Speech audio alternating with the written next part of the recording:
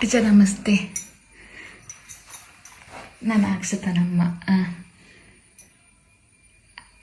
ಅದೇ ಪರೀಕ್ಷೆ ಪೇಪರ್ ಎಲ್ಲ ಸಿಕ್ಕಿತ್ತಂತೆ, ಸೈನ್ ಹಾಕ್ಲಿಕ್ಕೆ ಕೊಟ್ಟದ್ದು ಅವಳು ಕೊಡಲೇ ಇಲ್ಲ, ಹಾಗೆ ಬಂದದ್ದು ನಾನು.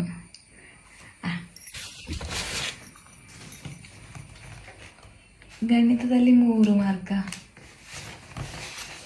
ಸ್ವಾತಿಗೆ ಎಷ್ಟು ಟೀಚರೇ?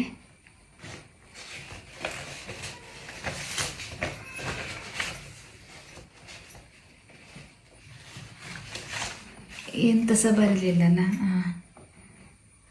ವಿಜ್ಞಾನ 7. ಇಲ್ಲ, ಸಿಕ್ಕಿತ್ತು, ಪೇಪರ್ ಸಿಕ್ಕಿತ್ತು. ಮತ್ತೆ ನಾನು ಬೈದಾಗ ಹೇಳಿದ್ಲು ಪೇಪರ್ ಸಿಕ್ಕಿತ್ತು, 18, 19 ಅಂತೆಲ್ಲ ಮಾರ್ಕ್ ಹೇಳಿದ್ಲು. ಹೌದು,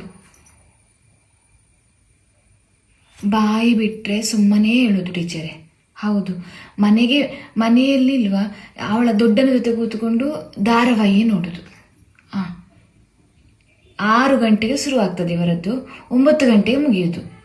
ಮತ್ತೆ ಇಲ್ವಾ ಕರೆಂಟ್ ಹೋದಾಗ ಬರೀಲಿಕ್ಕೆ ಶುರು ಮಾಡೋದು ಟೀಚರೇ.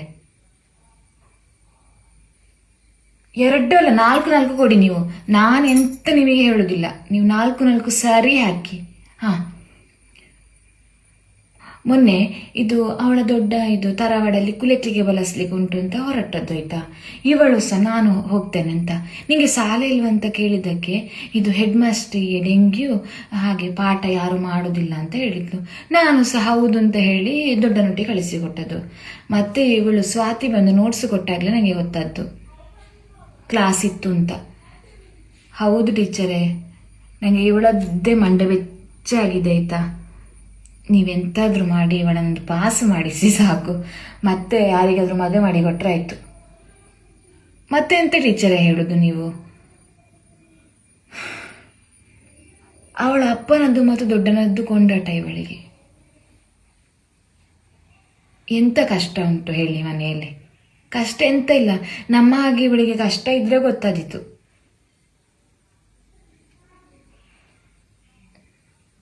ಆಯ್ತು ಟೀಚರೇ, ಆಯಿತು. ಆಫೀಸ್ ರೂಮಲ್ಲಿ ಆಚೆ ನಾನು ಸೈನ್ ಹಾಕಿ ಕೊಡ್ತೇನೆ. ಆಯ್ತಾಯ್ತು. ಮತ್ತೆ ಒಂದು ಇದು ನಾಡಿದ್ದು 18ಕ್ಕೆ ನಂದು ಅಣ್ಣನ ಮಗಳಿಗೆ ಮನೇಲಿ ತಮ್ಮನುಂಟು, ಒಂದು ರಜೆ ಹಾಕ್ತೇವೆ ಆಯಿತಾ. ಸರಿ, ಬರ್ತೇನೆ.